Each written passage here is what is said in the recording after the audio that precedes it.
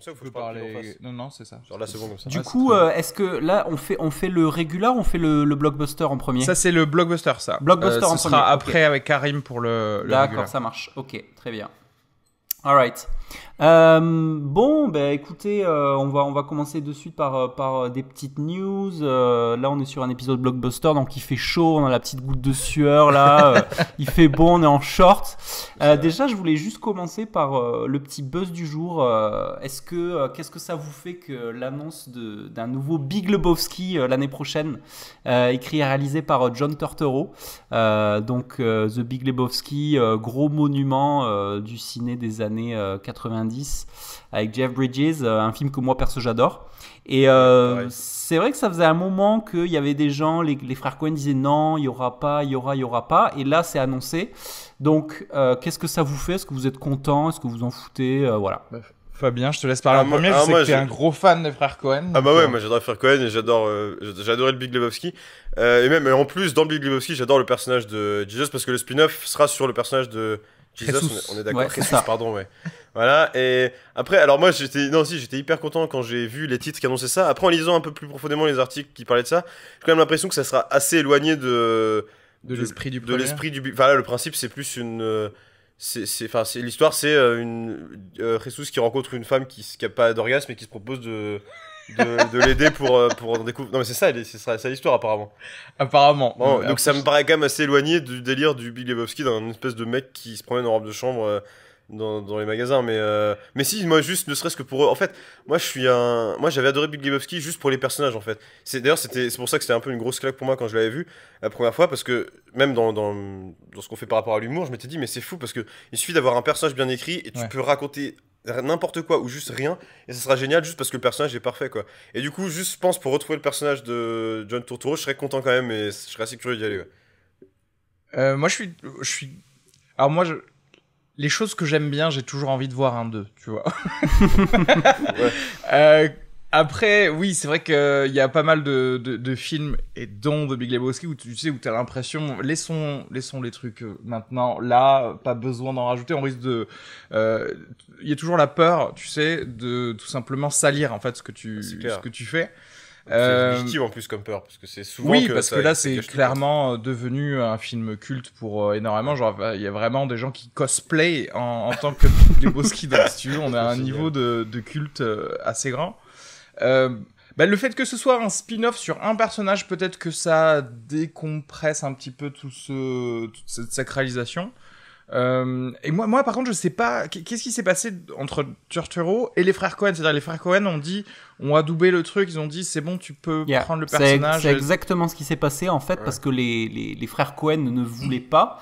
Et en gros, ce qui s'est passé, c'est qu'apparemment Turturro, il est super pote avec les frères Coen et il a leur bénédiction pour le faire. C'est-à-dire qu'il dit, il a présenté le truc, il a dit voilà, moi je veux faire un spin-off / remake de. Apparemment, c'est un film qui s'appelle Les Valseuses de Bertrand Blier. Tu sais, ce film des années 70 où c'est des gars qui sont un peu les cons, qui volent des trucs et ça finit un peu en. Et donc lui, il dit que l'esprit du truc, c'est vraiment. Et c'est ce que j'aime bien parce que moi j'en ai un peu marre des suites pour faire des suites qui servent à rien. Et là. Tu sais, le côté spin-off, donc prendre l'essence de quelque chose qui existe déjà pour aller peut-être revoir dans une autre dynamique. Donc tu vois, donc là il dit qu'en gros ce serait une comédie qui aurait pour but de montrer à quel point l'homme est con en fait. L'homme est con et n'arrive pas à comprendre les femmes. Et donc du coup, je me dis ça avec l'esprit un petit peu de Big Lebowski, ça peut être vraiment sympa. Donc voilà, quelque chose qui n'a rien à voir et qui est... Et puis voilà, Turturro, à mon avis, ça reste quand même une valeur assez sûre en termes d'humour, d'écriture, Voilà, donc moi je suis assez content. Et surtout parce qu'on nous propose... J'aime bien le côté spin-off avec un projet derrière, tu vois, parce que c'est pas des suites pour faire des suites. Donc c'est pour ça que j'aime bien. Oui, c'est ça, c'est plus rassurant juste reprendre un personnage pour un côté complètement autre chose que de dire on va faire un 2 et c'est. Oui, du coup on est obligé de reprendre Jeff Bridges, on va se dire attends, qu'est-ce qu'on peut lui inventer d'autre c'est ça. Et au final, on se retrouve souvent. Enfin, quand il y a trop de questions à se poser pour faire une suite. Au final, tu as une suite qui est juste une redite du 1 et qui est juste mal faite ou moins bien faite. Et surtout qui est plus du tout surprenante parce que tu vois il y a toujours l'effet de surprise du premier, etc. Alors que là tu dis bon écoute on va faire le Big Lebowskiverse. C'est mon mot maintenant, j'ai envie de rajouter verse partout. Mais en plus, non mais c'est ça, tu vois, genre si les Bronzés 3 avaient fait un spin-off juste sur Gérard Jugnot, bah c'était gagné, je pense. Non, Alors en que vrai, là, en vrai, pour le coup, si les Bronzés 3 c'était que un des personnages. Non, bien sûr. Après, Je c'est un suis bon segue pour dire qu'il y a un bon casting parce qu'apparemment, il y a Audrey Tautou dans le film.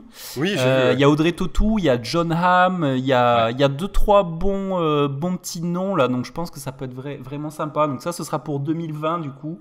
Est-ce que vous avez eu le temps de checker les petits trailers de la semaine qui sont très en lien avec du gros budget? Donc il y avait la chute du président, il y avait Terminator. Donc on va parler très rapidement de la chute du président. Moi, ça fait une semaine que je vois ce trailer au cinéma, donc que je vois Gérard Butler se faire attraquer par des drones avec Morgan Freeman qui pêche la carpe un petit peu. Donc est-ce que ça vous donne envie? Qu'est-ce que vous en pensez? En ce moment, c'est la grosse fête des drones, j'ai l'impression, dans les films. Tu sais, des petits drones qui arrivent un peu de l'espace et tout. Écoute, on va pas se cacher que les 2 premiers films, c'était quand même un peu moisi.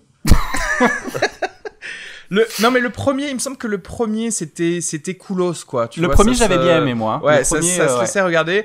Le deuxième c'était n'importe quoi. C'est-à-dire, je sais pas, tu les as vus? Alors moi je suis la caution non cinéphile de cette chronique. Donc, non mais après, tu sais, c'est pas de la très grande cinéphilie là qu'il faut avoir pour cette franchise. En gros, c'est Gerard Butler qui est un garde du corps du président et il fait son travail quoi. Mais il fait son travail contre des grands méchants qui sont prêts à détruire quasiment toute une ville à chaque fois. Écoute, ça c'est très classique quoi. Là, la bande-annonce de ce 3e, c'est encore une fois, oh là là, je suis piégé par des terroristes qui veulent me faire passer moi-même pour le terroriste. Je vais devoir protéger le président, mais tout ceci à l'encontre du FBI. Tu vois, enfin, d'accord.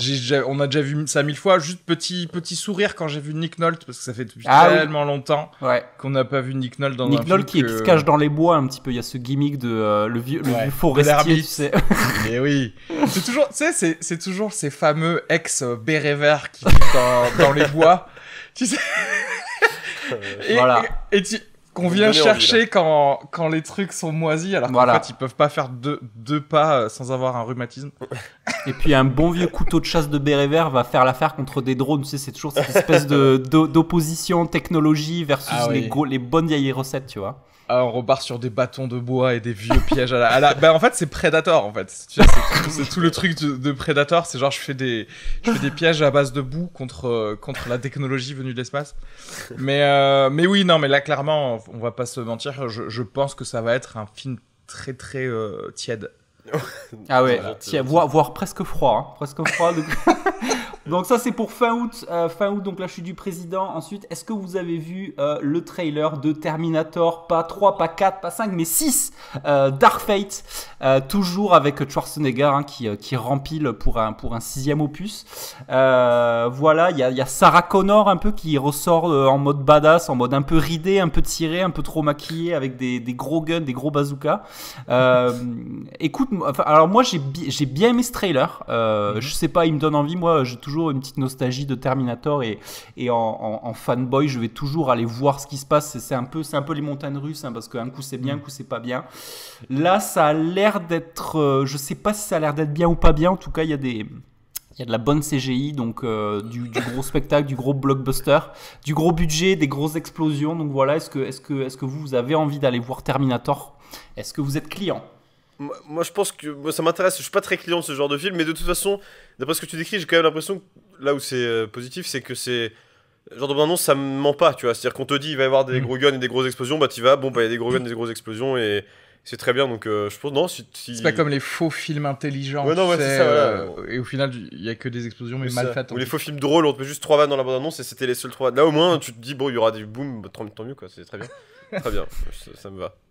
Je suis un peu comme toi, Jean-Yves, dans le sens où là, Terminator, enfin, ce qui est toujours... Moi, je m'attendais vraiment depuis maintenant plus de 5 ans à soit un vrai total reboot, soit vous laissez tranquille la franchise, en fait. Et en fait, on continue toujours, on reprend les mêmes acteurs des anciens. Du coup, je sais plus où est-ce qu'on est exactement au niveau de la timeline. Tu sais, parce que tout est voyage dans le temps dans Terminator. Mon bonus, quand je vois des choses que je ne vois pas dans d'autres films, c'est des bonus, c'est-à-dire là, je vois des vieux.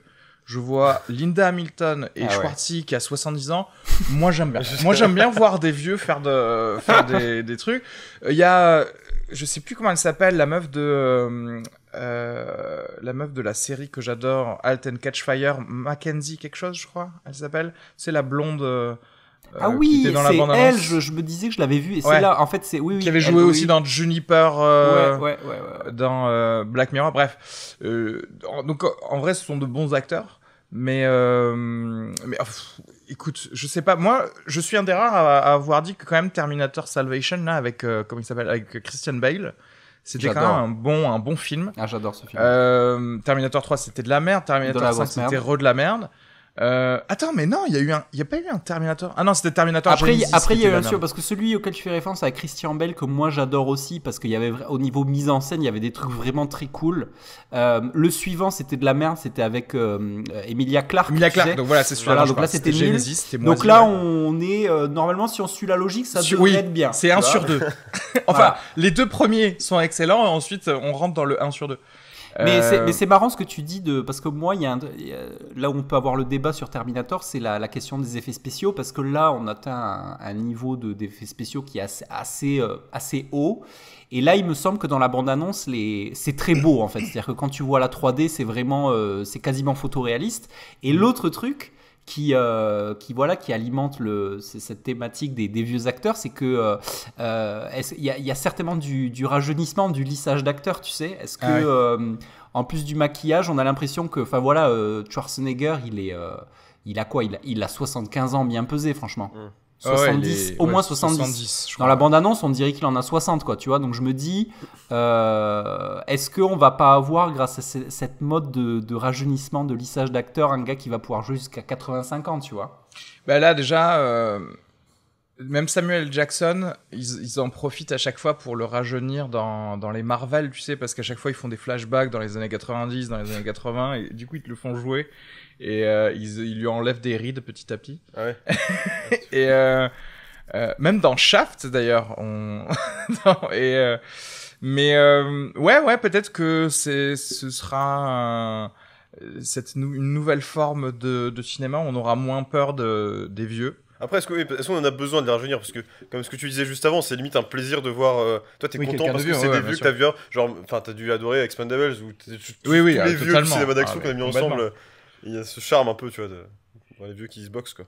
Mais oui, mais après de toute façon le maquillage, ça on pourra jamais l'enlever. C'est-à-dire que vraiment personne ne va nous donner un héros d'action et romantique qui a de l'acné, quoi.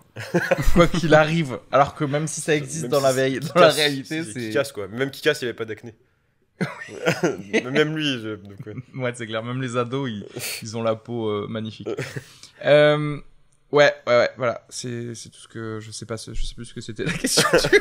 Alright, ben on va enchaîner sur le mini débat discu du jour. Voilà, c'est l'été, donc qui dit été dit blockbuster, mais dit aussi magazine. On aime bien aller sur la plage, avoir ce petit magazine avec du sable, de la crème solaire et tout. Et du coup, ça colle bien à... Moi, j'avais envie vraiment de parler des magazines papier, parce que voilà... c'est un épisode nostalgique, hein, donc on va parler de vidéoclub, on va parler de papier, etc. Est-ce que, voilà, moi je me demande, est-ce que les gens achètent encore des magazines de cinéma papier? Voilà. Donc la question que j'ai envie de vous poser, c'est est-ce que vous, de temps en temps, vous achetez un Première, un Studio Ciné Live ou autre? Ou est-ce que vous êtes plutôt... Est-ce que vous vous êtes déplacé ou vous êtes sur que des supports numériques? Est-ce que vous êtes sur des magazines de ciné online, etc. Donc voilà, donc je vous pose la question, est-ce que vous achetez des magazines de cinéma en papier? Alors c'est marrant parce que ta question elle-même, elle est empreinte d'une nostalgie déconnectée à la réalité, et je vais te dire pourquoi. Parce que en fait, quand on a parlé de cet épisode et de ce dont on allait parler dans cet épisode, et donc de magazine, je me suis dit tiens, bon, ok, question intéressante, je vais m'acheter un magazine. Premier truc que j'ai regardé sur le net, du coup, quels étaient les derniers numéros. Et moi, j'avais l'habitude d'acheter à l'époque le Studio Ciné Live. Donc, j'ai regardé Studio Ciné Live. Et sur la page Wikipédia, je vois qu'il ne sort plus depuis février 2018. Ouais. Donc, si tu veux, on est dans le même truc. On s'était dit que c'était évident qu'il y en avait toujours un tous les mois. Et ben non.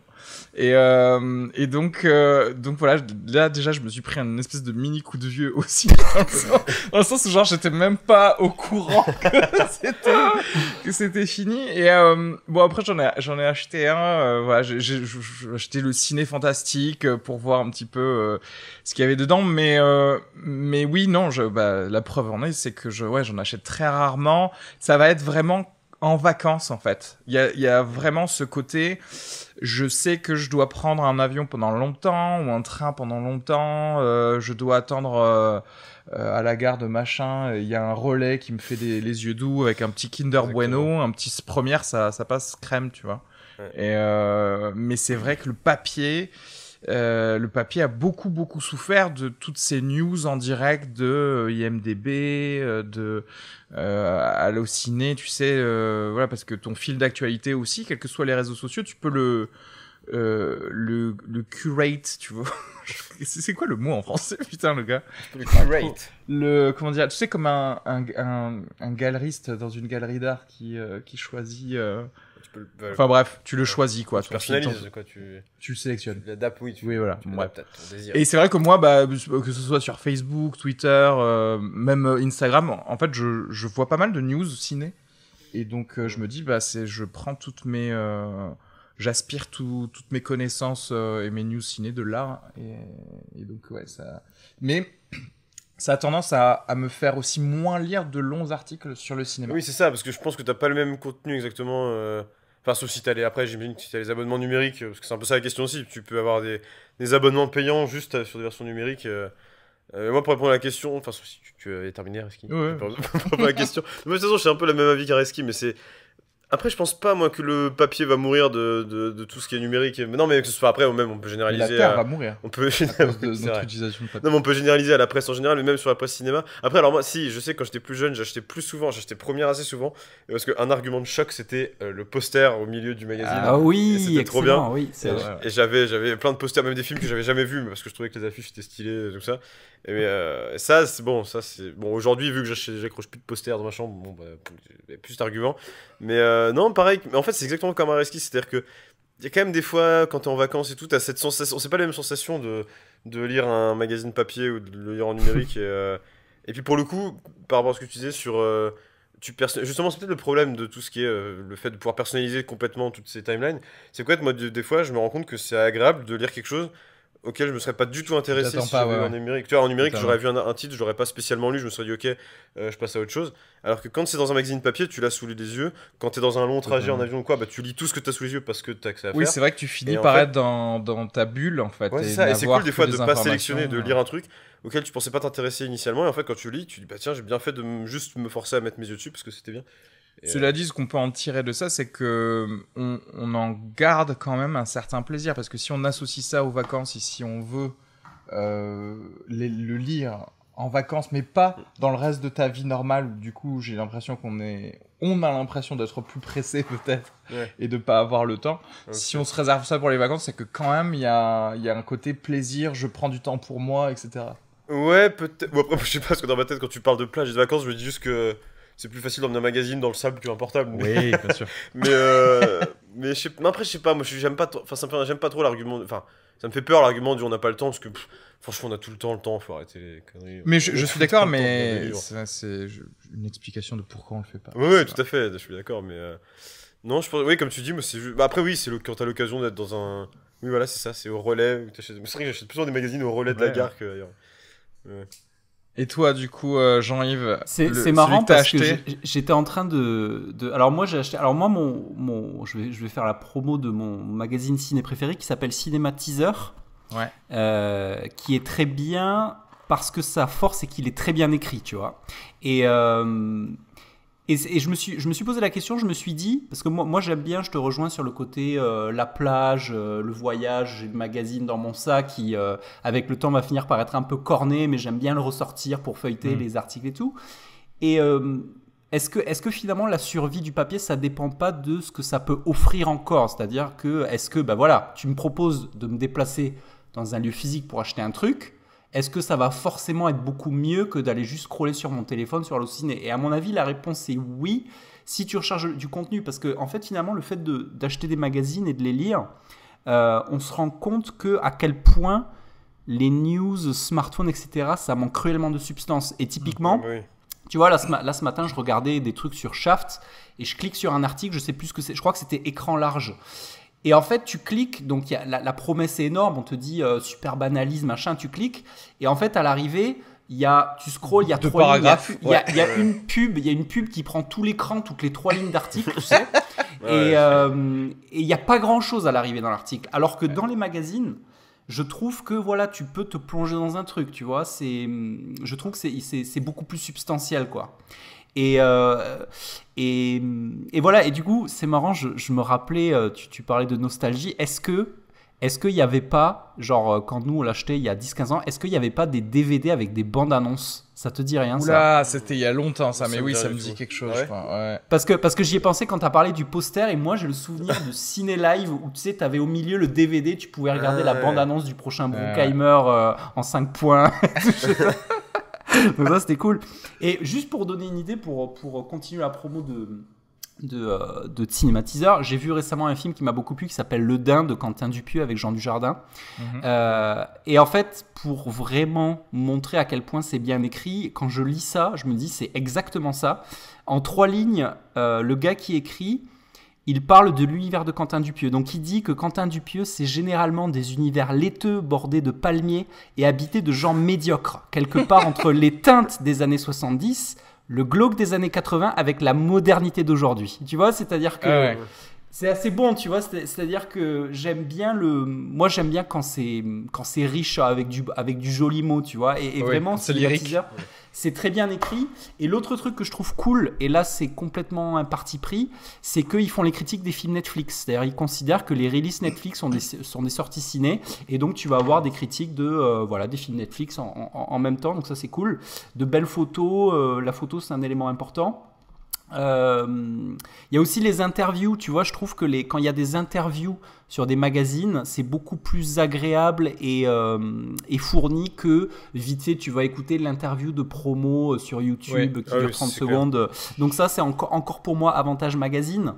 J'ai acheté Première aussi, Première qui est assez cool, qui est beaucoup plus mainstream, beaucoup plus pop mais très agréable. Et tu vois par exemple là il y a un gros dossier sur le nouveau Tarantino et il y a un truc que je trouvais vraiment très original.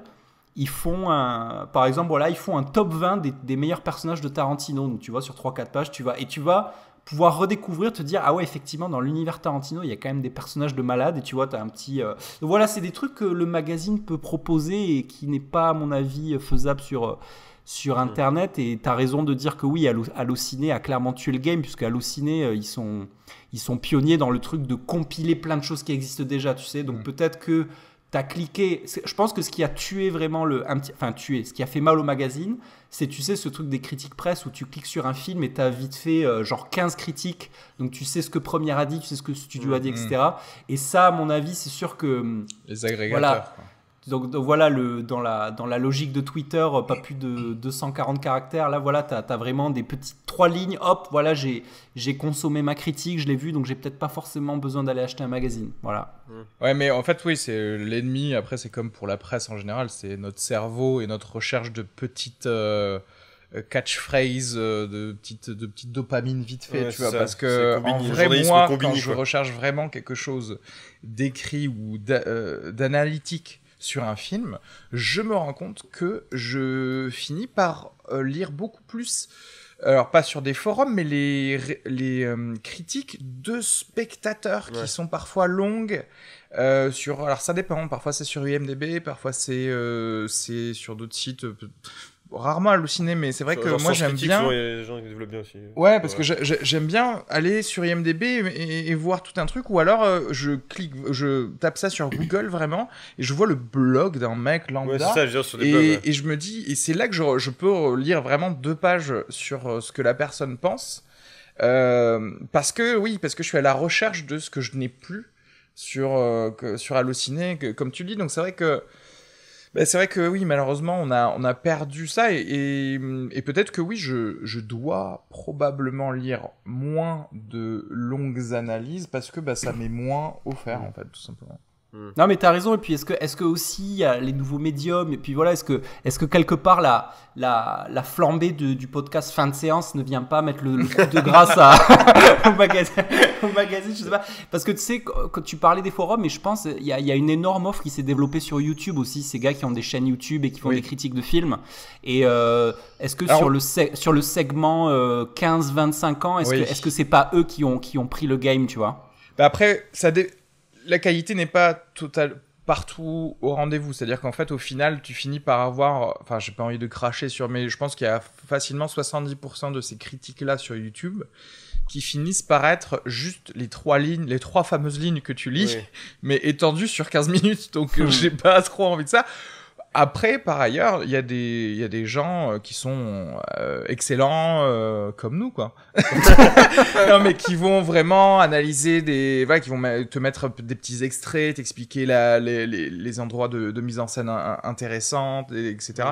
Donc, mais oui, je suis d'accord. C'est-à-dire que là, on est sur les nouvelles technologies. Créent aussi des nouvelles formes de critiques. Mais tu vois, on en revient à ce ne sont pas les magazines qui le font. Et ça, peut-être, c'est peut-être une erreur. C'est-à-dire que tu vois, les gens, ils vont préférer Binge va préférer faire une putain de vidéo de 1 minute avec des encarts toutes les 4 secondes pour une interview avec Christopher Nolan. Alors que Christopher Nolan, t'as envie de lui dire, non mais assieds-toi avec lui pendant 2 heures et fais-nous plaisir, tu vois.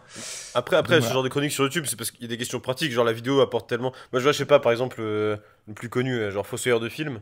Ouais. Il va proposer des analyses géniales et des trucs hyper poussés que tu pourras pas faire avec du papier et qui en plus, enfin c'est l'évolution je sais pas, de la manière de consommer les médias qui fait que tu regardes le Fossoyeur de film, tu sais que tu vas te marrer et qu'en même temps ça sera intéressant, que tu vas apprendre des trucs. Mais j'ai appris des trucs sur le cinéma que je connaissais pas du tout parce qu'il a l'air hyper calé et pour le coup il pousse ça suffisamment loin pour que ça soit aussi de bonne qualité qu'un long article de 3 pages, quoi. Je sais pas, moi j'ai vu des analyses de films que j'avais jamais vu et c'est tellement plus pratique quand t'as la vidéo sur papier. Oui, la ça vidéo, le son, quand tu parles de cinéma, c'est sûr que... C'est logique. Ouais. Du coup, c'est juste, je pense pas que... C'est pas quelque chose qu'il faut déplorer, c'est juste l'évolution de la consommation de la culture qui fait que la vidéo apporte des choses plus... Enfin, apporte un contenu même parfois plus riche que le papier, quoi. Pas tout le temps. Et puis, mine de rien, c'est pas pour prêcher pour notre paroisse, mais c'est vrai que les podcasts, et puis les discussions, en fait, parce que tu sais, parfois on n'est pas du tout d'accord, on confronte nos idées, et on s'émule même à aller trouver des analyses mais oui, c'est ça. Plus poussées, donc oui, c'est peut-être plus intéressant, ouais.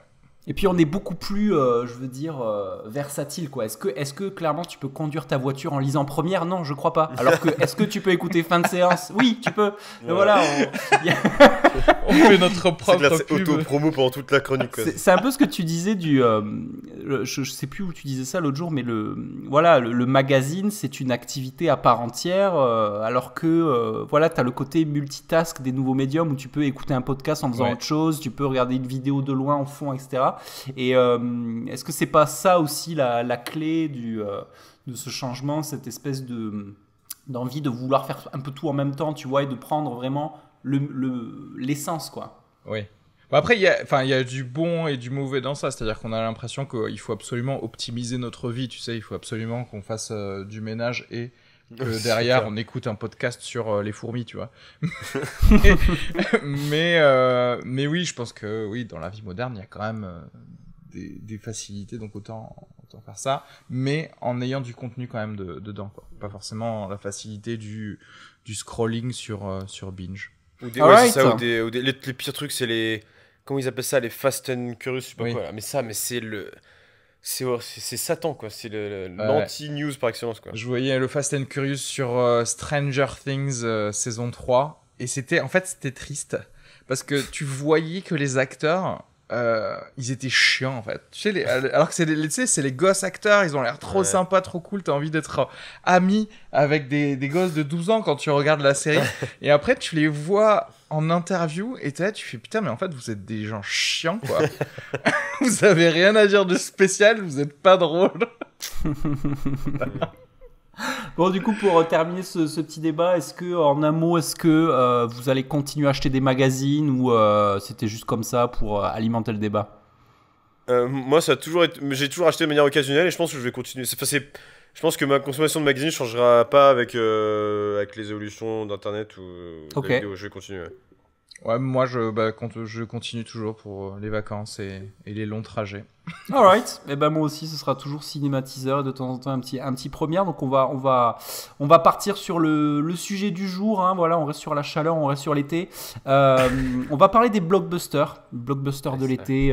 Voilà, on va de suite se mettre d'accord sur une définition. On devait avoir un huissier de justice qui vienne pour on a un avocat un petit peu. On a un avocat, c'est pas mal.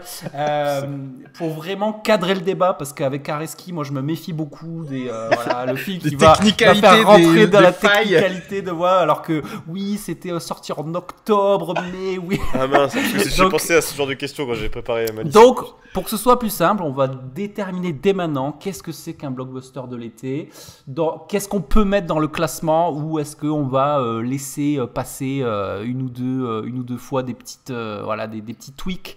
Donc voilà, Areski, qu'est-ce que t'en penses? Comment tu définirais un blockbuster estival?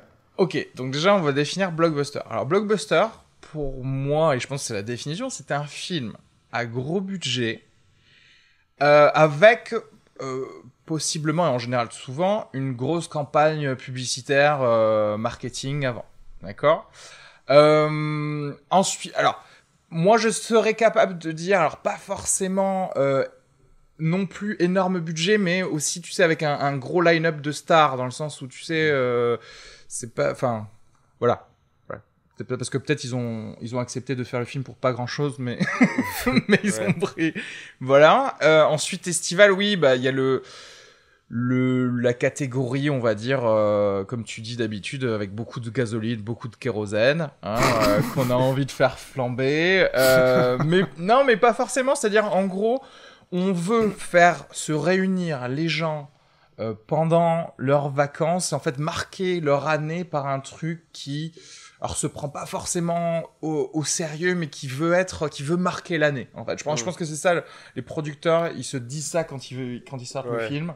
Bah moi, j'aurais rajouté genre ultra populaire, quoi, du coup. Le but, c'est ils visent à plaire à ramener un maximum de monde possible. Absolument. Pas spécialement une frange de la population, quoi. Le but, c'est d'aller ramasser le plus large possible pour rembourser le budget, quoi. Exactement. Un truc à rajouter sur les définitions, Jean-Yves? Moi,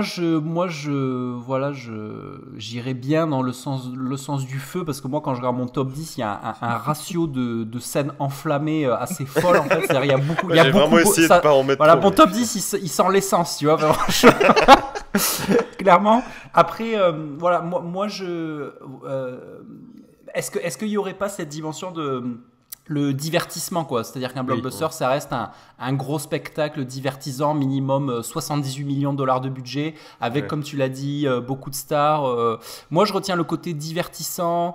On y va comme on va un petit peu au manège, quoi, tu vois. L'été, on rentre dans une fête foraine, on va en prendre plein la tête, tu vois, et puis on ressort de là tout retourné, quoi. Gros budget. Et puis après, je dirais de fin mai à début septembre. Ah là là. Alors, du coup, moi j'ai autorisé. Alors, moi, déjà sortie initiale, c'est-à-dire dans le pays initial, parce qu'en fait, dès qu'on remonte, on va dire dans les années 90, il y a pas mal de films qui sont sortis aux États-Unis, qui sont faits donc pour des blockbusters d'été, mais qui, à l'époque, chez nous, il y avait toujours les 5-6 mois de retard, et qui finissaient par sortir en octobre. Et je pense notamment genre Independence Day. C'est le 4 juillet, Independence Day, et c'était sorti le 3 juillet aux États-Unis, et chez nous, c'est sorti en octobre, donc aucun rapport, quoi. Mais moi, celui-là, je le mettrais quand même. C'est-à-dire que là, encore une fois, moi, j'ai envie de dire, c'est l'intention primaire du distributeur, producteur. C'est comme, voilà. Comme un film de Noël, quoi. Même si et puis on a vraiment assisté à ce glissement. Alors autant il y avait vraiment cette espèce de noyau dur estival, et puis petit à petit, tu sais, on l'a vu avec les Seigneurs des Anneaux, avec les Star Wars, avec les James Bond, avec ces espèces de gros films qui vraiment sortaient à la période de Noël. Tu sais, ils essayaient vraiment d'étaler un espèce de truc sur l'année. Donc on voit ça aussi. On voit aussi une autre catégorie, typiquement les Star Wars qui sortent chaque année à Noël, quoi. Moi je me suis toujours posé la question, pourquoi pas sortir Star Wars en été? Mais Parce que ça. je pense qu'il y a aussi la catégorie film enfin blockbuster de Noël. Je pense que tu pourrais faire la même chronique en décembre, quoi. Ouais, voilà. Moi j'avais vu genre tous les Harry Potter, ils sont tous Non, mais sortis à Noël. Harry Là, Potter, je- ouais, là, c'est je vrai. pense qu'en fait, depuis 7-10 ans, il y a eu ce premier shift-là. Donc, on est passé à les gars, on va faire des blockbusters tous les 6 mois parce qu'ils ont envie d'engranger dans les majors hollywoodiennes. Et aussi, deuxième shift qui s'est opéré il y a à peu près, je pense, 2-3 ans. C'est avec tout ce qui est Marvel, tout ce qui est grosse franchise de super-héros, des choses comme ça, où maintenant, bah, j'avoue, il y a plus de saison, ok? Il y a plus de saison. Il y a plus de saison. Et les mamies, elles ont raison quand elles disent ça, parce que maintenant, ça sort tout le temps, partout, tu vois. Avengers Endgame, c'est sorti en mars. Enfin, il y a plus, voilà, il y a plus de lien vraiment avec ça. Je pense que ils se disent construis-le et ils viendront. Donc ils font des blockbusters toute l'année et ils s'en foutent en fait. Tout à fait. Ok, Et alors, moi, bah, j'ai très une bien. question- J'ai une question sur la définition. Est-ce qu'on peut être un blockbuster genre par accident?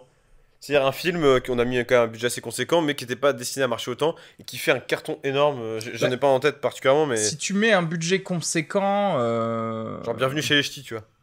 mais est-ce que non, c'est pas un si gros budget que ça. Non, mais ça. Alors que par exemple, Astérix Mission Cléopâtre, 50 millions d'euros.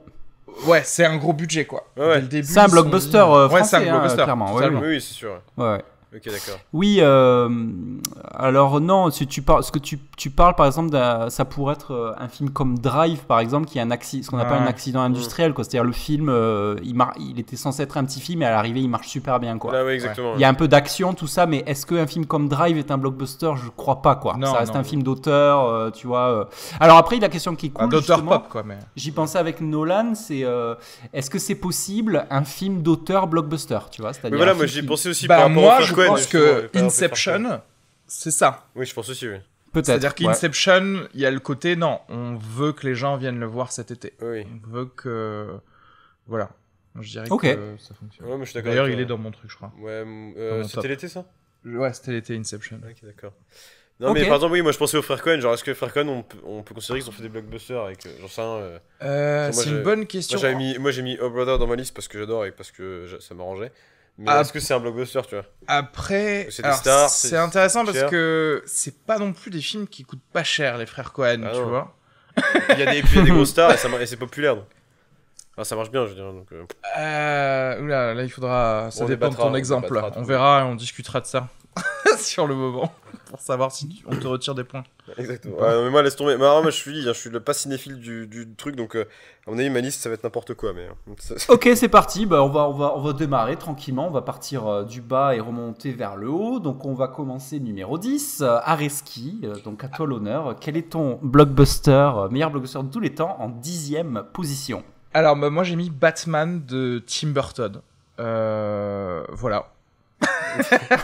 Voilà. Tout simplement. très bien. Parce que c'est un des premiers films que j'avais vu au cinéma de toute ma vie, en fait. En fait, le premier film que j'ai vu au cinéma de toute ma vie, c'était Batman le défi. Ouais. Et il passait aussi après le premier Batman de Tim Burton, et c'était à Alger.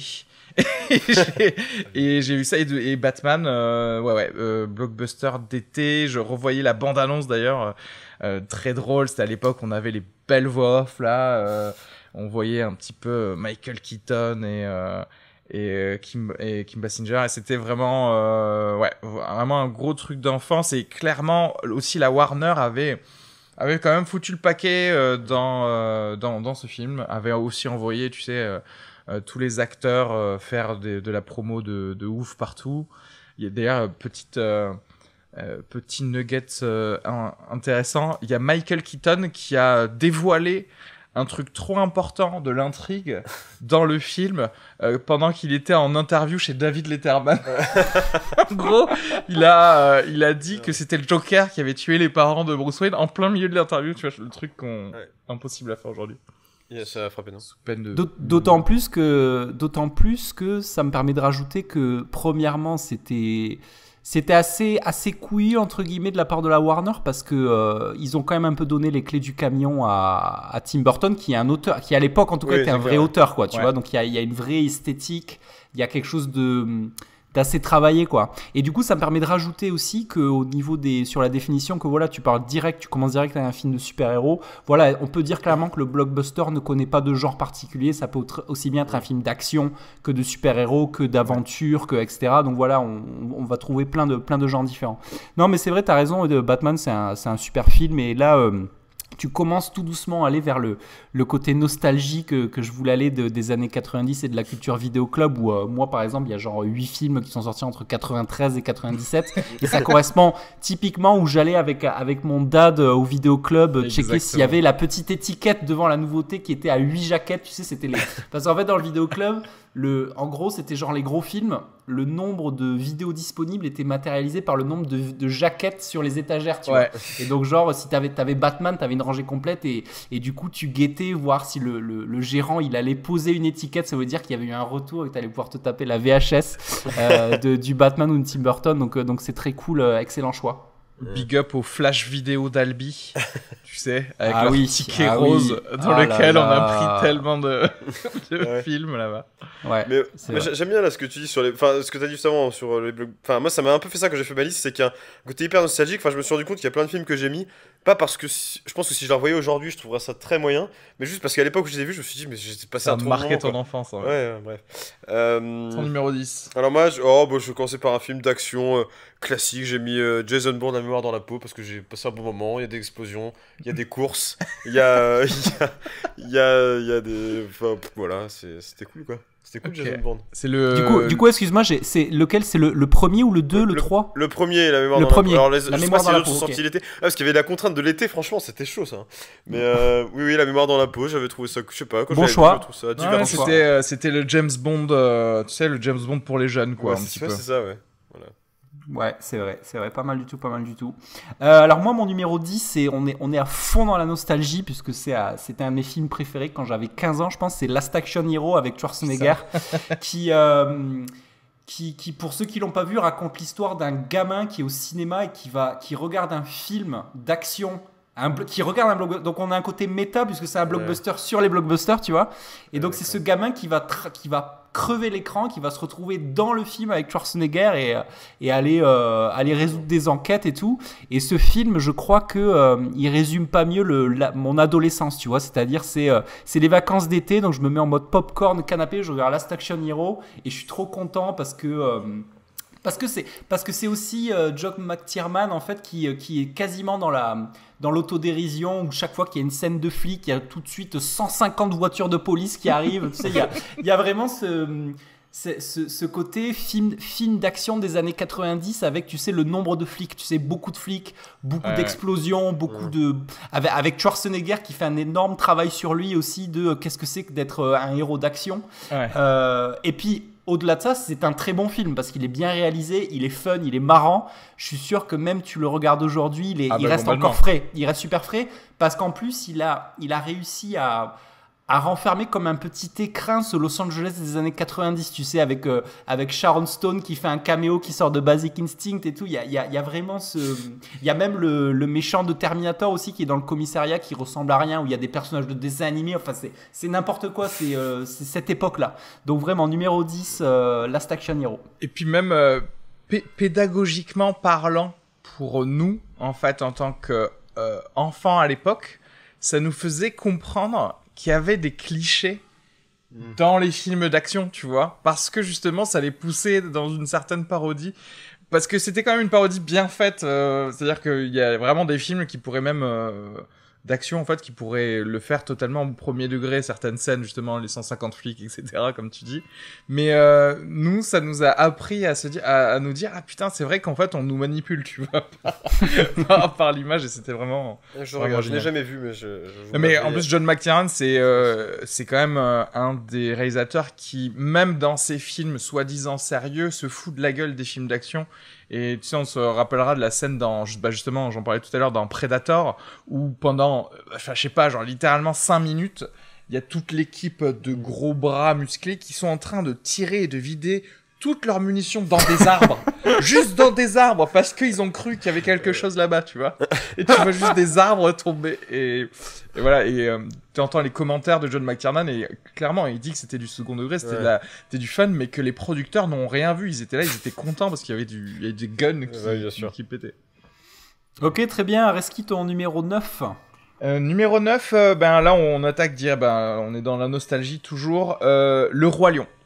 Le Roi Lion qui était sorti en été, je me souviens pour le coup, alors je sais plus si c'était l'été de nous quand on y est allé, mais en tout cas moi je me souviens l'avoir vu au cinéma. Et ouais, genre vraiment grand spectacle de ouf. Alors c'était pas le premier Disney à avoir de la 3D, mais c'était le premier où on en parlait énormément de cette fameuse 3D, des gnous et tout ça. Je me souviens d'avoir vu à l'époque, tu sais, le cinéma, des effets spéciaux sur la 5e, voir, tu sais, le graphisme fil de fer des gnous et tout ça.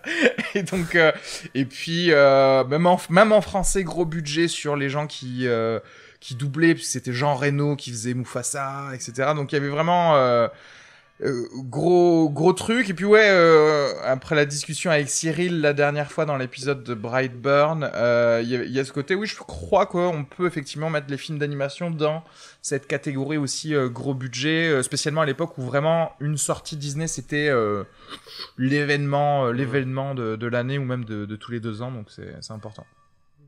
Ok, great. Fabien, toi, ton numéro 9? Mon numéro 9, ce serait... pareil, on attaque direct les cultes. Ce serait Retour vers le futur, le premier, bien évidemment. Ne serait-ce que juste pour la scène de la reprise de Johnny B. Good, qui m'a donné... Vraiment, je l'avais revu, enfin, je l'ai vu plein de fois, ce film, et je l'avais revu il y a 4-5 ans, quand je savais jouer de la guitare, et j'ai vu cette scène, je me suis dit, vas-y, je vais apprendre ça. Et j'ai eu envie d'apprendre le morceau juste parce que je l'ai vu joué par Marty McFly, quoi. Donc, non, Retour vers le futur, trop bien. Excellent. Cool. Sur l'asse pas de refaire Retour vers le futur. Excellent choix. 85, je vois, c'est vrai que j'aurais bien aimé voir ça au cinéma, tu vois. Ouais, ça fait partie de ces films que nous, on a certainement vu en VHS, tu vois, petit, à 12-13 ans. Et c'est des films qui, en plus, ne vieillissent pas, quoi. Tu peux les regarder comme t'écoutes un CD, tu vois, tu les laisses tourner, tu les connais par cœur. Et d'ailleurs, il paraît que... Christopher Lloyd est super chaud pour faire une suite. Ouais. Ça fait des années qu'il le dit. Alors je sais pas s'il fait des grands appels de phare au studio en disant hey, les gars, je suis dispo. Donc ça pourrait être intéressant de voir ça. Pour ceux qui ont vu Stranger Things saison 3, alors Stranger Things pour le coup c'est la série des gros nostalgiques justement des années 80, et dans la saison 3 c'est en 85, et donc il y a justement Retour vers le futur qui sort au cinéma, et ils vont le voir au cinéma, et il y a une petite scène où en fait tout simplement on voit la fin du film, et surtout le public de 85 en train de voir la fin du film. Et c'est vrai que ce que tu dis, Jean-Yves, j'aimerais tellement juste voyager dans le temps pour... Il y a certains films où j'ai envie de voir les gens, tu sais, qui découvrent ces choses-là quand elles arrivent vraiment en direct, plus être les spectateurs blasés qu'on peut être parfois. Ouais, c'est clair. Ok, très bien. Alors moi, mon numéro 9, donc je vais, ça va être en lien avec ce que tu disais, Fabien, parce que moi, mon numéro 9, c'est The Bourne Ultimatum, donc le 3, La vengeance dans la peau, avec Matt Damon, réalisé par Paul Greengrass, 2007, avec un bon budget de 110 millions de dollars, tu vois, avec beaucoup de voitures qui pètent, de grosses bagarres. Moi, ce que je trouve que... Ce que j'aime bien dans la série Bourne, c'est que déjà il y avait une vraie volonté de lancer quelque chose de nouveau, parce que ce qu'il a amené, c'est déjà une super réalisation, un super montage très sous amphétamine à fond, où vraiment tu prends les coups de poing dans la tête à chaque fois que la caméra tourne, et les bonnes bagarres, les bonnes chorégraphies de bagarres, et surtout moi, je trouve qu'il y a un truc qui est super bien réalisé dans ces films, c'est les courses de voitures. C'est très bien filmé, en fait. Notamment, je sais que dans La mort dans la peau, il y en a une qui est très bien filmée aussi. Il y en a une à New York aussi, dans le 3. Donc voilà, c'est un spectacle un peu total. Et voilà, c'est pas pour autant trop dans le numérique, tu vois. Ça reste très concret, ça reste du gros coup de poing, de la course de bagnole, des fusils de sniper.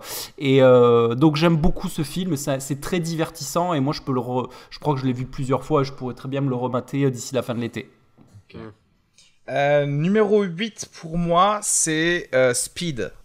Allez. Parce que c'est la Speed. parce que c'est la quintessence du blockbuster avec des stars de l'époque, des jeunes stars de l'époque, et même une vieille star avec c'était Dennis Hopper qui jouait le méchant dans le film, et clairement ça a marqué aussi tous les films d'action d'après. Tout le monde faisait la référence du fameux truc, mais pourquoi si tu décélérais ton truc va exploser, etc.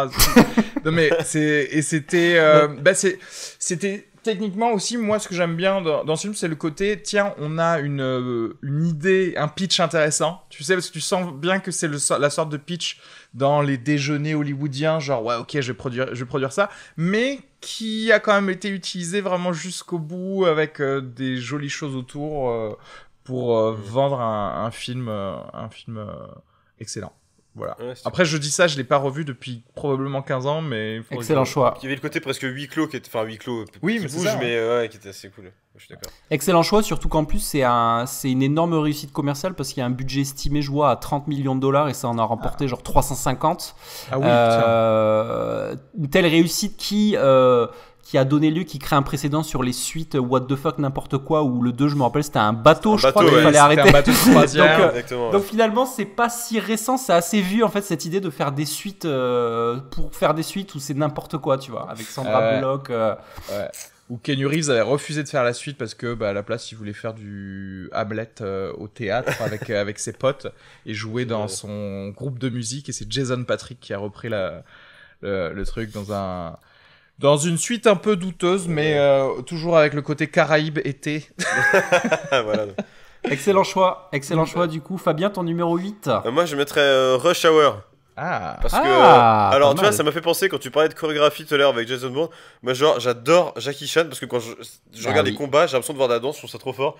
Et c'est surtout Jackie Chan en particulier parce que c'est pas le côté bagarre qui me plaît, c'est le côté parce que tu vois, dans ce style tu as aussi dans le côté genre combat, genre un peu à la Jet Li et tout, c'est assez cool. Mais là Jackie Chan, il y a en plus un côté vraiment hyper créatif et hyper drôle où il va se battre avec n'importe quoi, avec des chaises, et il trouve des idées. Moi j'adorais, en fait moi j'ai l'impression de voir de jouer avec le chorégraphe en me disant mais ouais, t'as réussi à trouver ce truc de te battre avec une plante et tout, je trouve ça trop fort, et j'adorais ça. Mais en plus après avec le côté comique du duo, oui, buddy cop movie, c'est vrai que c'est un j'ai bien aimé Rush Hour. C'est encore un truc très nostalgique parce que autant Rush Hour c'est très sympa et c'est drôle, c'est fun, mais j'ai un souvenir très ému de moi, je regardais Opération Condor en VHS avec Jackie Chan. Les films de Jackie Chan c'était vraiment très divertissant quand t'as 12-13 ans, c'est vraiment très très cool, quoi. Ah mais je pense que ça m'éclate encore aujourd'hui en plus, hein. Ah mais certainement. Parce que pour le coup à l'époque je rigolais de voir les personnages qui faisaient des grimaces et tout. Maintenant juste ça m'éclate de voir les chorégraphies de Jackie Chan, je trouve ça trop bien. Alright, très bien. Alors, mon numéro 8, Aliens de James Cameron. Que j'ai la fin du top, ça va être très rapide parce que j'ai l'impression qu'on a plein de trucs similaires. Certainement. Donc, de James Cameron, que j'ai revu hier avec grand plaisir. Pourquoi ce film, je l'adore? Parce que c'est ce qui fait la particularité et la force de la saga Alien, c'est que dans la saga Alien, chaque réalisateur a essayé d'amener sa patte et d'amener un truc différent. Où là, clairement, ce qui est très sympa dans ce film, c'est que ça fait film de science-fiction, film d'horreur, mais à l'arrivée, l'essence du film, c'est quand même des gros échanges de guns et de grosses ammo à base de gros calibres. Et ça reste un gros film d'action, un gros film où on fait que vider des chargeurs sur des aliens. Et il y a un côté action, il y a un côté très... très blockbuster d'action dans un film avec des aliens. Et c'est ça que j'aime beaucoup et qui est très divertissant. Et t'as des super acteurs... T'as Bill Paxton évidemment, hein, qui est bon. C'est très cool. Non, mais oui. Là pour le coup, Aliens, voilà ce qu'on disait tout à l'heure, la volonté de divertissement et la volonté de populaire, c'est ça en fait. C'est James Cameron, il s'est dit ok, qu'est-ce que je fais avec ce premier film Alien qui d'ailleurs était sorti en été aussi. Mais qu'est-ce que j'en fais pour faire un truc vraiment spectaculaire et que tout le monde va aller voir. Ça, 1986 du coup pour Aliens. Pardon. Vas-y. Non, j'allais continuer directement avec mon numéro 7 qui est Retour vers le futur. Donc voilà, on se rejoint là. Je pense qu'au bout d'un moment, Ok, très bien. Moi, en numéro 7, je mettrais Pirates des Caraïbes. Ah. Parce que, alors, pareil, je sais pas si ça me plairait aujourd'hui. Je pense qu'il y aura un peu de nostalgie, mais je me souviens à l'époque, la première fois que je l'ai vu, j'avais adoré ça. C'était un de mes films préférés. Genre, je sais pas, je devais avoir 10-11 ans à l'époque. Et C'est si vieux ouais, que ça. je suis plus jeune. Non, je suis très jeune. Et j'avais trouvé ça, je sais pas, j'avais adoré. Enfin, j'avais l'impression que c'est un truc que j'avais jamais vu ce genre de. Peut-être que j'avais rien vu, hein. Mais je sais pas, ce genre d'intrigue et tout. J'avais adoré le côté un peu chevaleresque avec les combats d'épée, mais en même temps le truc un peu de science-fiction, des mecs qui deviennent des espèces de morts-vivants. Et puis c'était le renouveau du film d'aventure parce que Ah ouais. pendant longtemps, bah après les Indiana Jones, il y a eu un gros vide quoi. Il y a eu un petit pic avec la momie, tu vois. Et ensuite, il fallait vraiment revenir avec quelque chose. C'était. Puis là, ce qui est cool, le Pire des Caraïbes, c'est que c'est vraiment adapté au public jeune, quoi. C'est pas un truc. Enfin, tu vois, ils ont réussi à mettre un truc un peu. Enfin, je veux dire, espèce de zombies. Pas des zombies, mais une espèce de morts-vivants un peu bizarre, mais c'est hyper. Ouais, c'est PG-13 comme il dit. Ouais, bah, largement. Tout le monde peut regarder tu peux avoir ça. 8 ans, regarder ça, Divertissement c'est pas grave. familial, mais avec des choses peut-être aussi un peu plus effrayantes, peut-être. Ouais, c'est ça que je veux dire. Ouais, mais en tout cas, moi j'avais vraiment un souvenir. J'avais adoré l'univers de ce truc-là. J'ai vraiment un très très bon souvenir de ce film. 30 ans que j'ai pas En vu, plus, j'ai envie de regarder. niveau thune, là, on est vraiment dans le dur de la définition parce que c'est un film de 2003. Donc attention à l'inflation, budget 140 millions de dollars, quoi. Attends, C'est de la t'imagines folie, ça. dans les débuts des années 2000, c'était vraiment stratosphérique, quoi. Donc du coup, Ouais. et ça, moi, ça paraît logique parce que ce que j'adore dans Pirates des Caraïbes, il est dans mon top également. C'est que au-delà de ce que tu dis sur le côté, on va voir ça au ciné, on y va quasi en famille, entre potes, et on prend une grosse dose de soleil et de divertissement.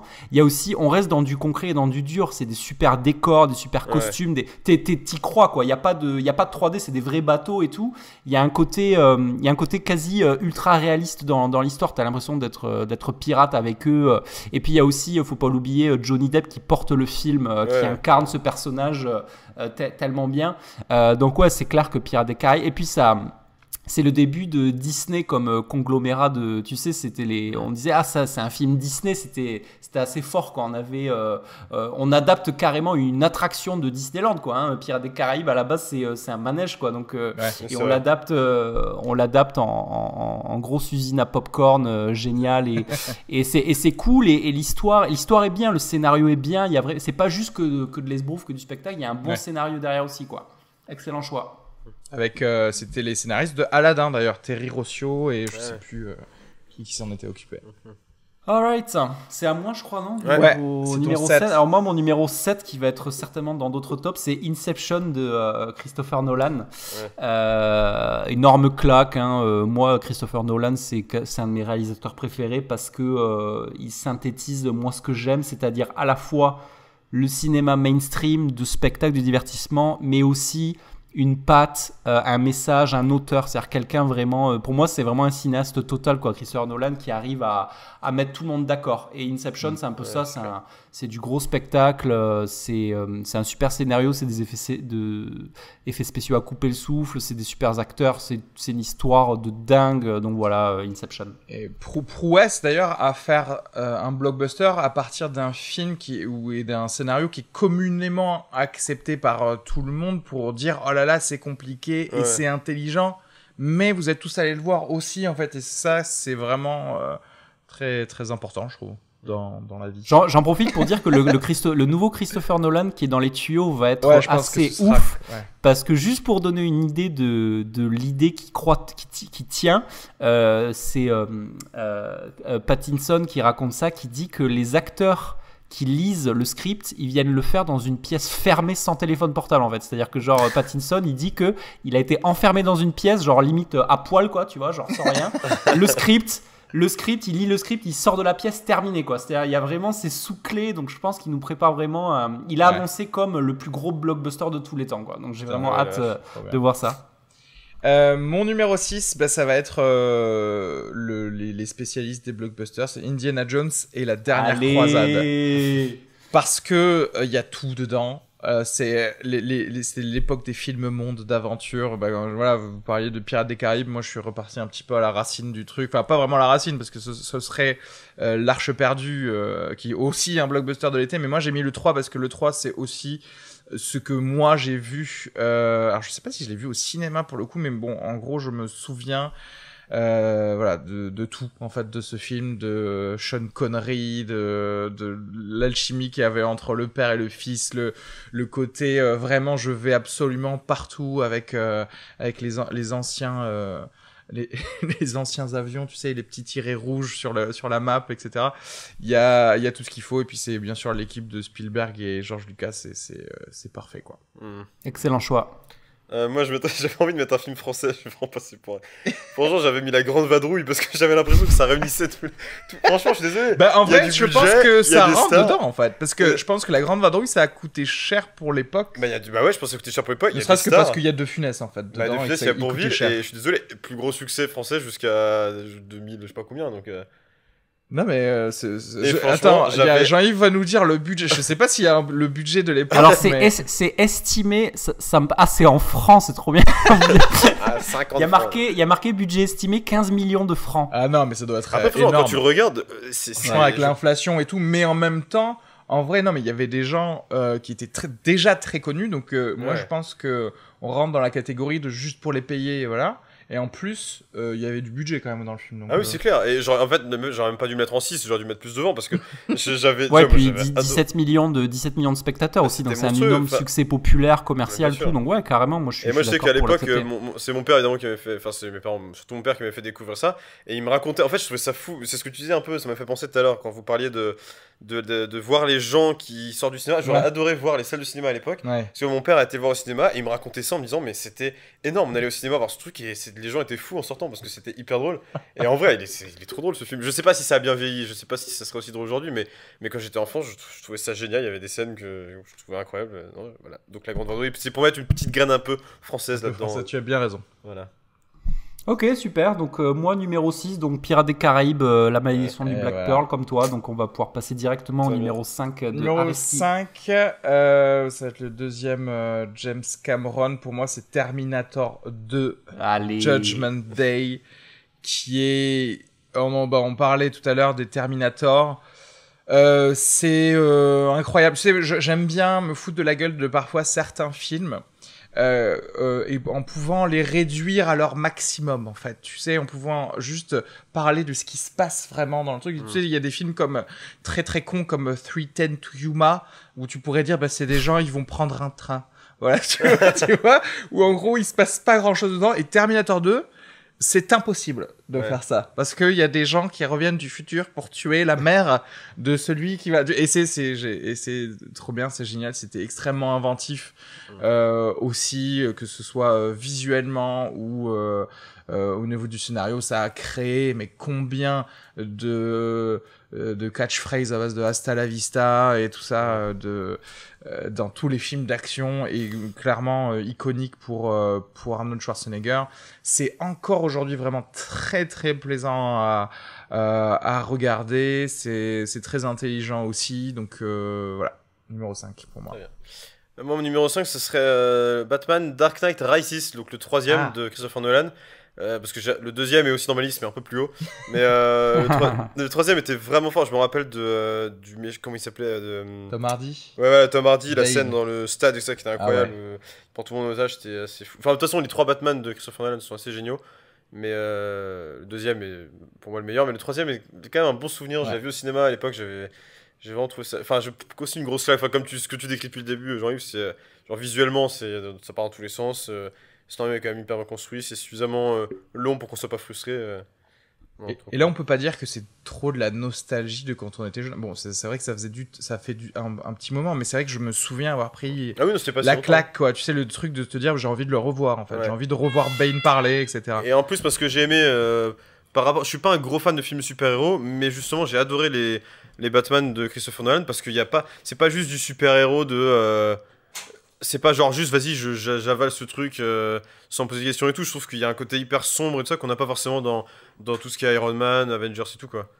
Là il y a un côté hyper sombre, hyper dur parfois, qui est vachement intéressant dans les Batman. Il a mis tout le monde d'accord, c'est sûr. Et puis j'ajouterais même que sur Dark Knight Rises, que moi j'adore, il a quand même réussi à presque nous faire croire, parce que moi je me rappelle très bien devant le film que Batman allait mourir, quoi, il se fait latter la gueule par Tom Hardy, il y a vraiment, tu sais que c'est ce truc qui n'existe plus d'ailleurs dans les super-héros actuels, les Avengers, où il y a un rapport de force, un équilibre qui est complètement biaisé par le fait que on te fait accepter que de toute façon ils sont immortels et qu'ils peuvent pas mourir et c'est des batailles qui durent des heures, etc. Voilà. Là, clairement, tu vois Bruce Wayne au fond d'une cave, il est en état de mort, quoi, tu vois. Donc du coup, tu te dis clairement.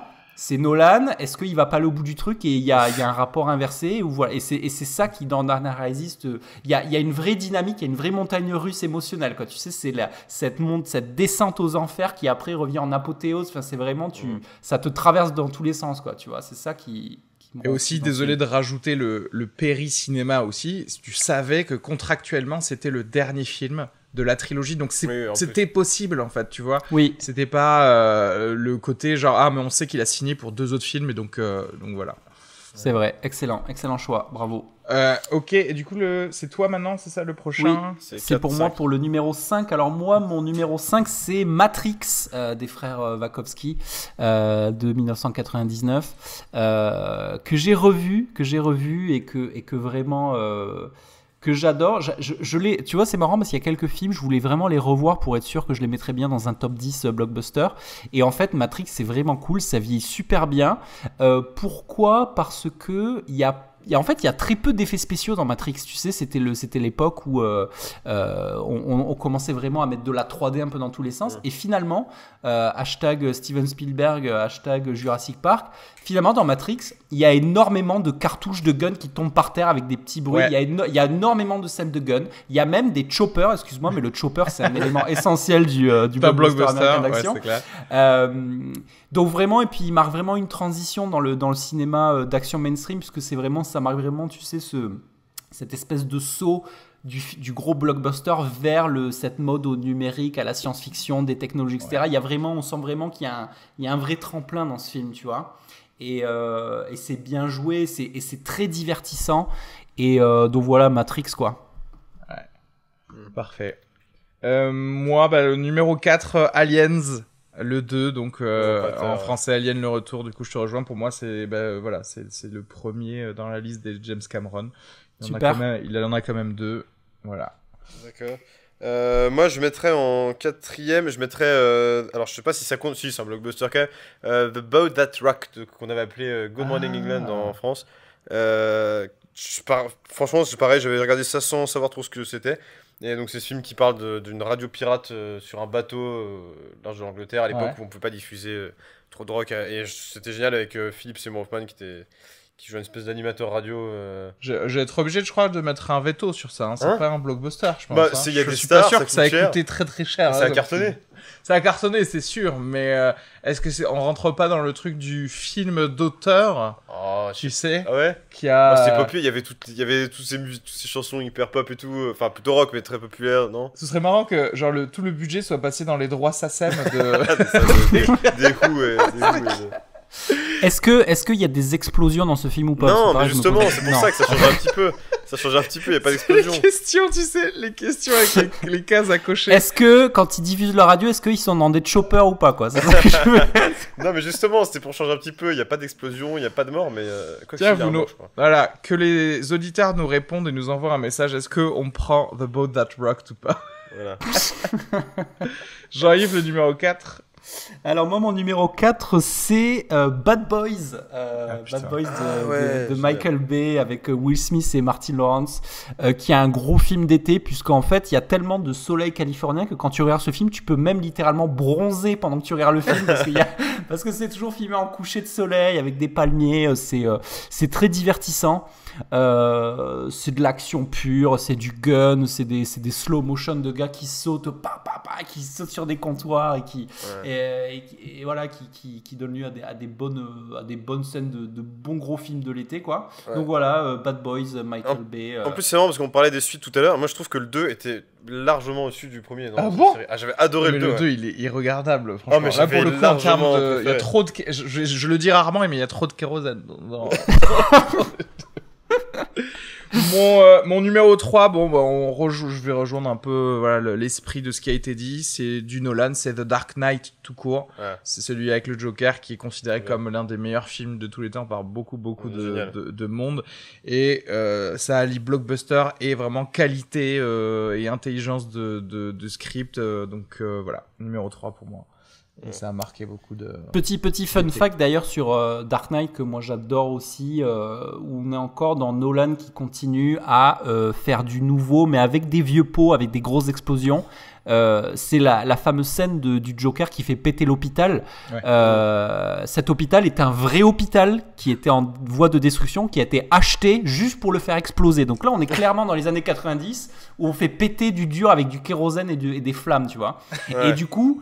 Parce que même encore aujourd'hui, même si ça commence, c'est encore très difficile, à moins d'avoir 800 millions de dollars de budget, de faire des bonnes flammes en 3D qui a l'air d'être vraies. Ouais. Et dans The Dark Knight, comme ce sont des vraies flammes, c'est intemporel en fait. C'est vraiment, tu sens la chaleur qui vient frotter ta joue de ce truc qui vient d'exploser. Très intéressant que tu parles de faire des flammes en images de synthèse et de la difficulté. Mon numéro 2 va en discuter. Mais en plus, sur ça, il y a cette anecdote justement sur Heath Ledger, apparemment, qui est le sursaut quand il explose, qui est un vrai sursaut parce que ça a pété plus tôt que prévu, je sais pas quoi, et il a vraiment flippé, et c'est pour ça qu'il se barre en courant vers l'ambulance. Là, parce que... Bref. Les gars, est-ce que je peux vous balancer mes 1, 2, 3 Oui, parce que là, Fabien est pressé, donc il va nous... Ça vous dérange pas? Ouais, vas-y, on y va. Et vous débattrez sur ma droite. Alors moi, je mettrais en troisième, je mettrais Very Bad Trip. D'accord. Ah putain, pas con, j'avais pas du tout pas mal. Ça. Blockbuster comédie un peu, c'est vrai. Ouais, c'est pas mal. Blockbuster. Pareil, parce que je m'attendais pas, je savais pas je m'attendais à voir un truc un peu beauf et tout, et en fait c'était hyper drôle et franchement c'était plutôt bien écrit pour un truc qui se veut un peu débile quoi. Et c'est pas si débile en vrai, c'est plutôt bien foutu l'histoire on essaie de reconstituer la soirée. Et qui a clairement fait en plus la carrière de plein de monde, que ce soit Bradley Cooper ou Zach Galifianakis, etc. Ensuite je mettrais, j'aurais mis Bad Boys 2 en troisième et Very Bad Trip en deuxième quand même. Ah ouais, ok. Et Dark Knight en premier. Dark Knight en premier, donc on revient à tout ça. Voilà. De toute façon, mon top 3 était pas si fou. Ouais. Non, mais c'est bien. Very Bad Trip, je tiens parce que c'était, c'est pas du blockbuster avec des explosions, mais c'est pareil, c'est gros budget, gros carton, et enfin même les deux suivants sont assez bons aussi, je trouve. Tout à fait. Ils sont partis dans un délire de trilogie presque. Je vois la com sur le troisième était un peu là-dessus, basé sur c'est une trilogie à la manière de Batman. Non, mais à la manière de Batman et tout, mais avec une comédie, je trouve ça fort de faire ça comme ça. Voilà. En espérant voir la Grande Vadrouille 2 et 3 du coup bientôt le reboot de la Grande Vadrouille. Vous moquez de moi, mais regardez le nombre de trucs que ça a influencé, le principe du duo à la con comme ça. Non mais c'est vrai que ça compte beaucoup aussi dans le blockbuster, le côté ça a tellement marqué une génération que ça a changé les films d'après en vrai. Voilà. Bah écoute, on te retient pas plus longtemps. Désolé, faut pas que je rate celui-là quoi. Voilà, très bien. Et on va continuer à deux. Alors en même temps, ça va aller vite, je pense, parce que je pense qu'on a quasiment les mêmes films. Exactement. Donc moi, en numéro 3, ce sera Die Hard 3, Une journée en enfer. Oh putain, ok. Qui vraiment, littéralement, il y a tellement de kérosène que l'affiche est en train de brûler. Quand tu la vois, Bruce Willis, il dégouline de sueur tellement il a chaud. Non, mais il y a même une des affiches de ce film qui est que du feu. Et marqué Die Hard with a Vengeance en blanc sur noir. Donc, et d'ailleurs, tu sais que moi je me rappelle, c'est sur la Nostalgie Vidéo Club, moi je me rappelle dans ma chambre avoir le poster, tu sais, les posters de 2 mètres sur 1 mètre 50, tu sais, les gros posters. Ah oui. Et donc j'avais ce poster enflammé de Die Hard. Et donc voilà, super film, grosse action. Il y a aussi un super méchant, Jeremy Irons. Il y a beaucoup d'excellents personnages. Et Bruce Willis qui porte vraiment ce film avec ce John McClane, cette espèce de héros de flic ordinaire qui, à la sueur du front, va aller résoudre des énigmes et défuse des bombes. Donc vraiment super film à conseiller à revoir à tout le monde. Et puis ça se passait pendant une canicule et c'est vrai qu'on peut pas s'empêcher de. En plus, voilà, il y a le côté caniculaire, ouais. Enfin, tu sais c'est un peu comme Bad Boys aussi. Il y a le côté, tu sais, il fait chaud à l'écran, il fait chaud à l'extérieur de l'écran aussi. Donc on rentre plus facilement dans le film. Mon numéro 2, The Rock. The Rock de Michael Bay, c'est obligatoire. Là pour le coup, je me souviens clairement de quand je suis rentré dans cette salle du cinéma Tivoli à Albi. On était arrivé un poil en retard, donc j'ai pas vu, je crois, le tout début que j'ai découvert après. Mais Mais je crois que c'était Ed Harris qui allait voir la tombe de sa femme, et tout de suite après, il y a le gaz VX qui était volé dans le... Voilà. Et ça fait... Toute mon enfance, c'était... Là, il y a tout, c'est-à-dire qu'il y a les grandes stars qui participent au film. C'est le film à gros budget, c'est du Jerry Bruckheimer, donc tu sais qu'il y a toute la machine de marketing derrière de l'époque déjà, alors que c'était 95 pour le coup, 96, non c'est ça, 95 je crois, et qui avait vraiment vendu le film. Il me semble même il y avait pas eu un passage à Cannes aussi de toutes ces personnes-là, peut-être pour en mode hors compétition pour film tout ça.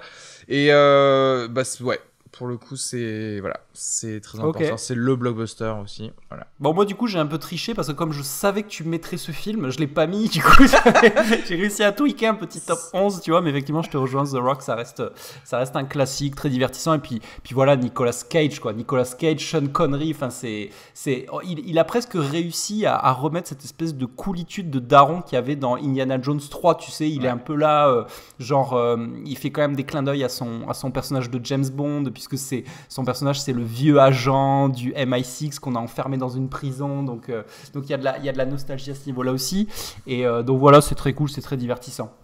Ok, alors moi, mon numéro 2, pour vérifier, mais ça va être de la redit, mon numéro 2, c'est Dark Knight, de 2008, avec le Joker, pour toutes les raisons qu'on a déjà dit. Et mon numéro 1, tu l'as déjà dit aussi, c'est Die Hard with a Vengeance, Une journée en enfer, donc Die Hard 3, voilà, parce que là aussi, ça réunit tout, on en a parlé, c'est l'été, c'est Bruce Willis. Et puis l'élément, ce qu'on appelle l'élément comédie aussi, avec Samuel Jackson qui arrive, il y a cette espèce de binôme avec des snappy one-liners un peu qui fusent dans tous les sens tout le temps, et ça c'est vraiment un truc fort du divertissement, je trouve. Et puis aussi les énigmes à résoudre du méchant, ça fait très mot fléché d'été, tu vois. J'adore. Ça fait très cahier d'exercice. C'est clair. Bon, mon numéro 1 qui est la quintessence du blockbuster, c'est bien sûr Volte-Face de John Woo avec Nicolas Cage et John Travolta. Pourquoi ce film, il est trop bien, je l'ai revu, ça prend pas une ride parce que t'as Nicolas Cage déjà. T'as Nicolas Cage qui, à chaque fois qu'il arrive dans une pièce, est en slow motion et il y a son manteau qui flotte au vent. Non seulement il flotte au vent, mais... Un truc que j'avais oublié dans ce film, c'est que John Woo s'amuse à mettre des bruitages à chaque fois qu'il y a des trucs tu sais, genre, il y a des mouvements de caméra qui font genre dans tous les sens, tu vois. Dès qu'il sort d'une voiture, il y a des colombes qui sortent en même temps. Les scènes d'action sont juste, mais génialissimes, en fait. La première scène en mode Nicolas Cage dans un poursuite en un jet privé face-off avec John Travolta qui conduit un Hummer avec des gars en slow-mo qui sont en permanence en train de sauter, de mettre des gros coups de double gun, ça rend trop bien. Et un élément qui est très années 90 aussi, qui s'est perdu aujourd'hui certainement à cause de la 3D, c'est que on disait quoi à l'époque? On disait ce film il est trop bien parce que quoi, il y a des superbes cascades, mon gars. Et oui, dans ce film, t'avais un vrai savoir-faire de gars qui sautent d'une plateforme pétrolière à 50 mètres de haut au ralenti en slow motion, et ça c'est un vrai gars qui le fait. T'as aussi une scène qui est invraisemblable, c'est sur le duel final, ils sont tous les deux, ils font des poursuites de hors-bord en bateau, et en fait le cascadeur, il y a une cascade, il est enchaîné et il fait du ski nautique à mocassin nu, le gars, en fait, tu vois, genre il est sur l'eau à pleine vitesse, et voilà, et ça c'est un élément, c'est de dire, tu disais, ah ouais, il y a des grosses cascades, et c'est ça, c'est vraiment le kérosène, et puis voilà, c'est Volte-Face, c'est quoi? C'est le blockbuster analogique, tu vois, il y a pas de...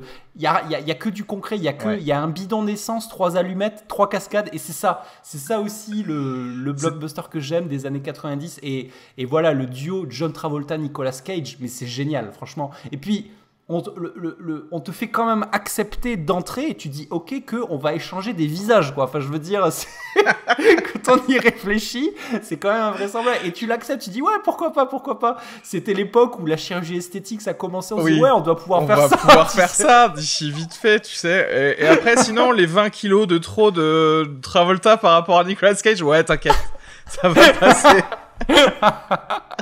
Voilà, non mais je suis d'accord avec le côté analogique, le côté plus palpable, en fait, tout est beaucoup plus réel, et c'est vrai que dans ces... et aussi c'était pour ça que ça coûtait cher en l'occurrence, du coup ça a validé le fait que ce soit un film à gros budget. C'est qu'aujourd'hui on a cette facilité d'avoir des films qui sont des films d'action qui vont peut-être avoir soi-disant 1000 fois plus de spectacles qu'un ancien film, sauf que tout est en image de synthèse et on le voit en fait. Ça se voit qu'il y a rien d'aussi spectaculaire. On sait qu'il y a pas de cascadeur parce que on voit pas le mec avec la petite perruque qui va pas. C'est ça. Qui ressemble vaguement à l'acteur si tu regardes bien, tu sais. Non, et puis c'est vraiment très agréable de voir ce genre de film.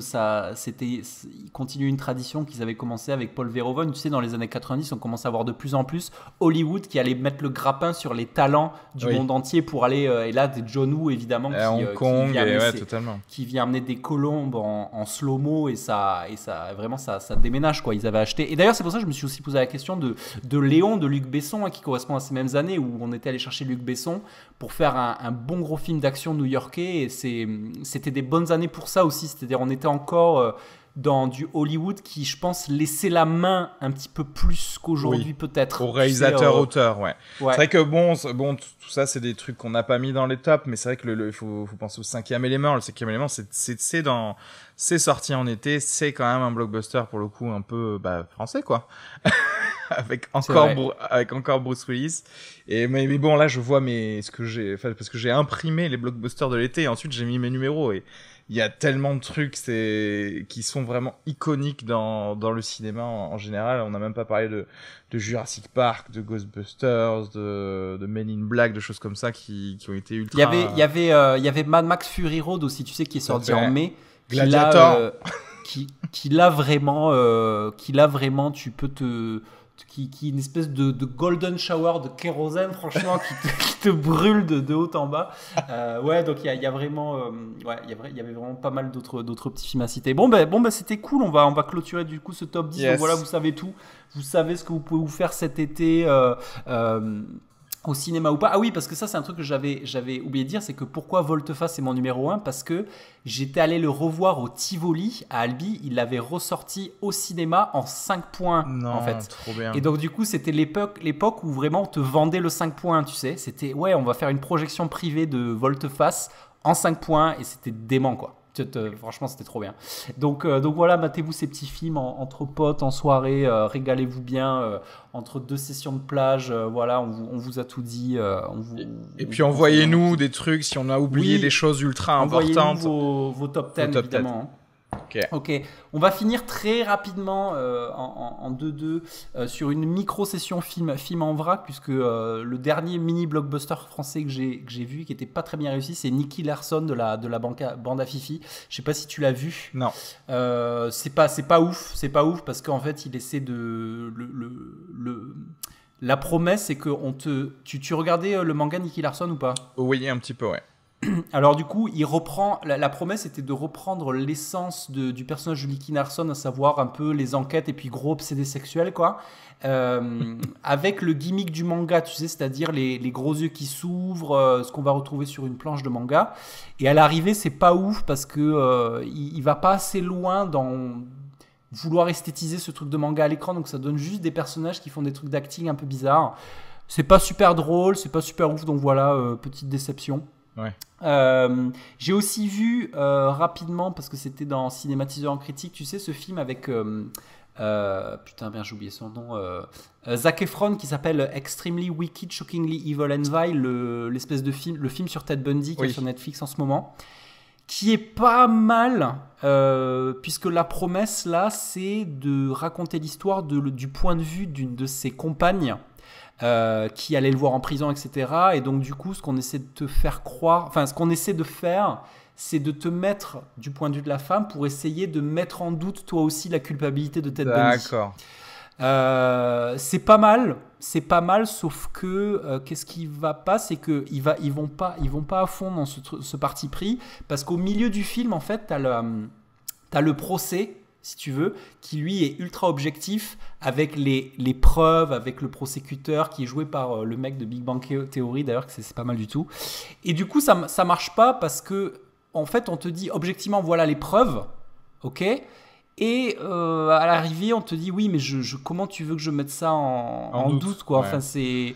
Et après, donc ça s'assume pas totalement, en fait. C'est-à-dire qu'en gros, ils auraient pu essayer de faire une vision plus justement doute de ce procès-là, en Ouais, fait. Au final. ouais, c'est ça. Et après, il y a un truc qui est pas mal aussi, c'est moi je savais pas du tout que Ted Bundy était un beau gosse en fait. Et du coup, en fait, de prendre Zac Efron, c'est totalement pertinent parce qu'il joue vachement sur ce truc de, tu sais, Ted Bundy, quand il était à ses procès, il avait carrément des groupies en fait derrière qui voulaient le sauter dans les toilettes et tout. Enfin, c'était vraiment, il a vachement joué sur ça, tu sais, sur le côté de la séduction, pour arriver à faire croire avec sa tête de beau gosse, mais non, j'ai pas fait ça, quoi. Et c'est assez hallucinant parce que tu vois des images d'archives aussi du juge qui est joué par John Malkovich, des vraies images d'archives du vrai procès de Ted Bundy où clairement le juge il est d'une espèce de paternalisme avec Ted Bundy alors quand même il est quand même tué genre je sais pas combien de dizaines de meufs quoi, et il lui dit bah voilà t'es un bon gars et tout, mais lui dit le juge, je suis désolé que tu aies pris ce chemin là en fait, tu vois, et je trouve ça assez fort en fait parce que voilà c'est assez étrange comme duel quoi, le juge qui dit bah voilà bah, c'est con quoi parce que t'aurais pu faire ce que tu voulais, t'avais du talent en fait, on reconnaît que même si le gars était un psychopathe c'était quelqu'un de talentueux mais qui a choisi cette voie là, donc voilà, petit film Netflix à regarder, faites-vous-en une idée, c'est assez sympa, voilà. Ok, bah, parfait. Moi j'ai juste en profité pour dire que j'ai totalement binge-watché la saison 3 de Stranger Things. Je choisis cet épisode de Blockbuster d'été parce que c'est en fait je pense que c'est la version streaming série du Blockbuster en fait, et de Netflix, dans le sens où ils font un point d'honneur à les sortir en été justement à chaque fois, les saisons de cette série. Il y a pas mal de budget. Pour le coup j'ai préféré cette saison là à la saison 2, qui pour moi la saison 2 c'était juste une redite de la saison 1, mais du coup en moins bien, moins d'effets de surprise. La saison 3, de nouveaux clins d'œil à tous ces films dont on vient de parler d'ailleurs, que ce soit Terminator, Retour vers le futur, voilà, tous les films qui étaient sortis dans les années 80, qui étaient plutôt bien utilisés, et puis surtout on nous fait avancer un petit peu sur la vie des personnages. Il y a des choses qui changent, on n'a pas peur de faire changer des choses, on n'a pas peur d'être violent parfois sur certains personnages, etc. Donc c'est un très bon moment de série fun à regarder. Voilà. Est-ce que moi j'ai pas vu alors moi du coup j'avais été extrêmement déçu, donc en fait la saison 2 je crois que je l'ai regardé qu'à moitié. Est-ce que tu crois que je peux direct balancer la 3 sans regarder la deuxième moitié de la saison 2? Franchement oui. Ouais. Ouais, tu vas tirer les pointillés, voilà. Parce que c'est vrai que la bande-annonce, la production, a l'air assez ouf quand même. Hein. Les décors et tout, c'est clairement stratosphérique, quoi. Là, les années 80 et tout, ça a l'air là, vraiment on parlait de records la dernière fois dans l'épisode avec Murder Mystery, et là, donc, ils viennent encore de péter des records en termes d'audience grâce à Stranger Things saison 3, en l'occurrence. Et effectivement là ils lésinent pas du tout, ils dépensent sans compter sur cette série parce que vraiment ils savent que ça leur apporte beaucoup. Voilà. Ok, super. Et ben profitez bien de l'été. Ben ouais, profitez bien, mettez-vous de la crème solaire surtout, c'est important. C'est important, protégez-vous, hydratez-vous aussi. Et gros bisous à tous. Allez, salut.